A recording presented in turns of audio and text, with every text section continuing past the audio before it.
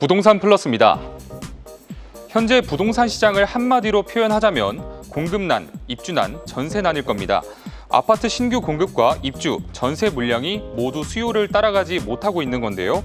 최근 몇 년 동안 착공이 부진했기 때문입니다. 실제 지난해 전국의 주택 착공 실적은 연평균 대비 반토막 났습니다.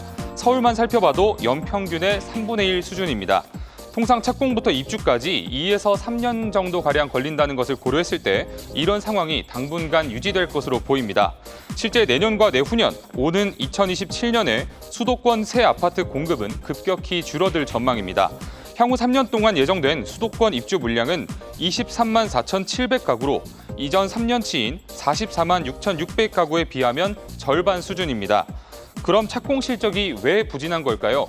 땅을 개발해 아파트를 지어도 이익이 나기 어려운 환경이기 때문입니다. 사업자 입장에서는 공사비 급등 여파로 나갈 돈이 많은데 미분양까지 쌓이다 보니까 차라리 집을 짓지 않는 것을 택한 겁니다.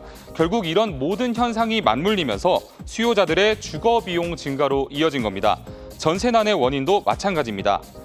공급 부족에 대한 지적은 계속 나오고 있는데 정부는 땜질식 처방에만 그치고 있어서 사실상 무대책으로 방관하고 있다는 목소리가 높습니다. 이번 주까지 서울의 아파트 값은 10주 연속 상승했습니다. 수도권과 전국의 매매 가격 또한 지난주 상승 전환한 이후 2주 연속 오름세를 보이고 있는데요. 공급 지표가 부진하면서 기존 주택들의 가치가 앞으로도 상승할 것이란 전망이 우세합니다. 실제 서울의 부동산 매매 가격 전망 지수는 올해 들어서 꾸준히 우상향하고 있습니다. 이달 들어서는 기준선을 돌파했는데 집값 상승을 점치는 시각이 더 많다는 뜻입니다.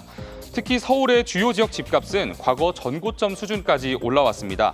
강남 용산 99%, 종로 서초 98%, 송파가 93%를 기록하는 등 시장의 활기가 도는 모습입니다. 다만 노도강, 관악구 등은 80%를 기록해 회복 속도가 더뎠는데요.